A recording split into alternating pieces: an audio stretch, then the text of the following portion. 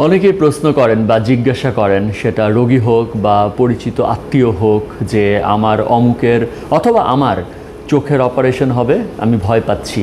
অপারেশনে কি হবে, অপারেশন আমাকে কি করতে হবে, অথবা অপারেশন পরবর্তীতে আমাকে কিভাবে চলতে হবে।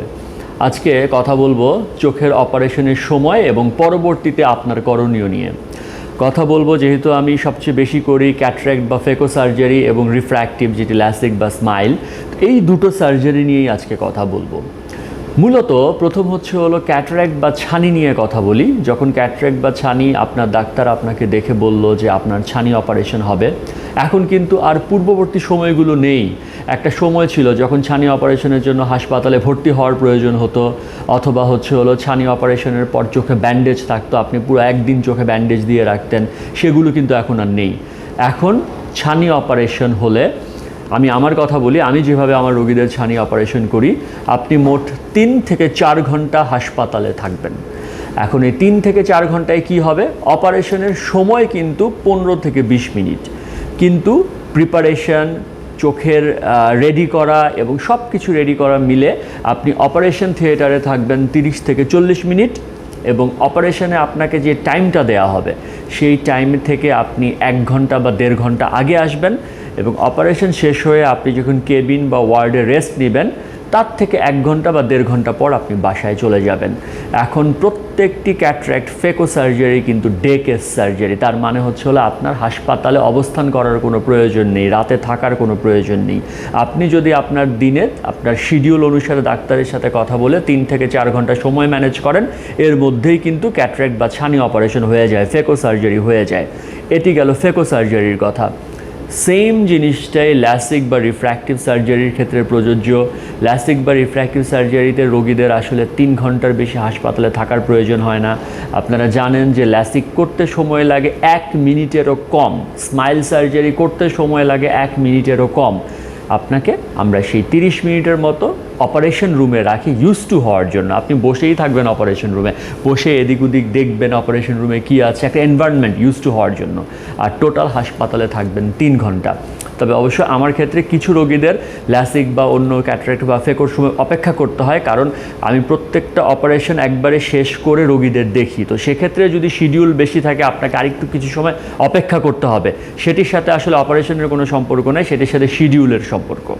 এখন কথা অনেকে জিজ্ঞেস করেন যে অপারেশন পরবর্তীতে আমি কি করব। এটি কিন্তু চোখের, এখন যে কথাগুলো বলবো এটি চোখের সবগুলো অপারেশনের ক্ষেত্রেই প্রযোজ্য। আপনাকে একটা ডিসচার্জ পেপার দেওয়া হবে, ডিসচার্জ পেপারে কিন্তু ওষুধ লিখে দেওয়া হবে, যেরকম ড্রপ লিখে দেওয়া হবে, আপনাকে ট্যাবলেট লিখে দেওয়া হবে, এবং নির্দিষ্ট সময় এবং নির্দিষ্ট কতদিন আপনি ব্যবহার করবেন সেটাও লিখে দিতে হবে। আপনার কাজ বা আপনার পরিবারের লোকজনের কাজ এই হাসপাতালের যারা থাকবেন তাদের কাছ থেকে বুঝে নেওয়া যে এই ওষুধের ডোজগুলো কী হবে, আমি কখন দিব কখন দিব না, সেই নিয়মে আপনাকে কিন্তু ওষুধগুলো দিতে হবে। চোখের অপারেশন হয়ে যাওয়ার পরে কিন্তু ডাক্তারের কাজ শেষ, আমাদের কাজ শেষ। এখন আপনি যদি বাসায় গিয়ে ওষুধ না দেন, সেটা কিন্তু আপনার ব্যর্থতা, সেটা আপনার চোখকে আপনি খারাপ করছেন। এটি গেল ওষুধের কথা। এখন উপদেশগুলো কি, আমি আগেই বলেছি যে যেই সার্জারিগুলো আমরা করি সেখানে কিন্তু কোনো ব্যান্ডেজ থাকে না। সো আপনার যেটা আপনি কিন্তু যেদিন অপারেশনটা হবে সেদিন শুধু আপনার রেস্ট। সেদিন আমরা রেস্ট বলি কি, একদম আপনি বেড রেস্টে থাকবেন সেটা না, সেটা আপনি রিল্যাক্স থাকবেন। সেদিন একটা সুন্দর ঘুম দিবেন আপনি, আর ওষুধগুলো ব্যবহার করবেন। পরের দিন থেকেই কিন্তু আপনি সুন্দর দেখতে পাবেন। আপনার যদি অ্যাসোসিয়েটেড কোনো সমস্যা না থাকে, যেটা ডেফিনেটলি আমরা প্রি অপারেটিভ ইভ্যালুয়েশনের সময় বলে দিই, যদি অ্যাসোসিয়েটেড সমস্যা না থাকে আপনি পরের দিন থেকেই সুন্দর দেখবেন। সেটি ক্যাটারাক্ট সার্জারি হোক, সেটি ল্যাসিক হোক, সেটি স্মাইল হোক। 1 নাম্বার। 2 নাম্বার কিছু উপদেশ আমরা দেই রোগীদের, যেমন আপনি 7 দিন চোখে ঝাপটা পানি দিবেন না। এখন চোখে পানি দিলে কিন্তু ছানি অপারেশন বা ক্যাটারাক্ট সার্জারি, ফেকো সার্জারি বা ল্যাসিক বা স্মাইল পিআরকে আমরা যেভাবে করি কোনো সমস্যা হওয়ার কথা না। সমস্যাটা হয় কি, সেটা আপনি কিন্তু কলের পানি দিচ্ছেন। সো আমরা মনে করি মাঝে মধ্যে থাকতেও পারে, আমরা জানি না যে কলের পানিতে জীবাণু থাকতেও পারে। সো এটি যেন আপনার চোখের সংস্পর্শে না আসে, সেটি উদ্দেশ্য চোখে আপনি ঝাপটা পানি দিবেন না।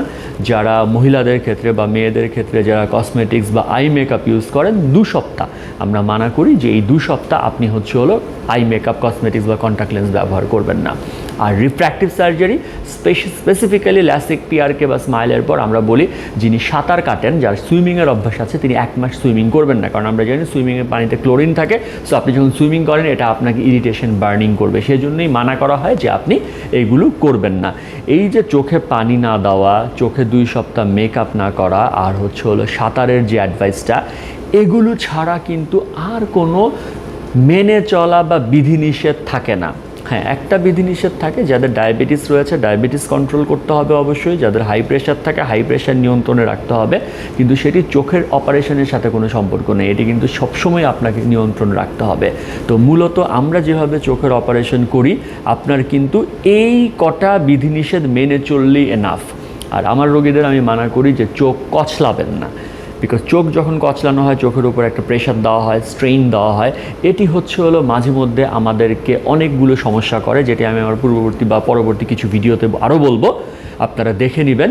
কিন্তু এই উপদেশগুলো ছাড়া অপারেশনের সময় এবং অপারেশন পরবর্তী আসলেই আপনাদের কোনো কিছু এক্সট্রা বিধিনিষেধ নাই। আপনি জাস্ট এই যে নিয়মগুলো বললাম, নিয়মগুলো মেনে চলবেন, আর চোখের ড্রপটা নিয়ম মতো দিবেন।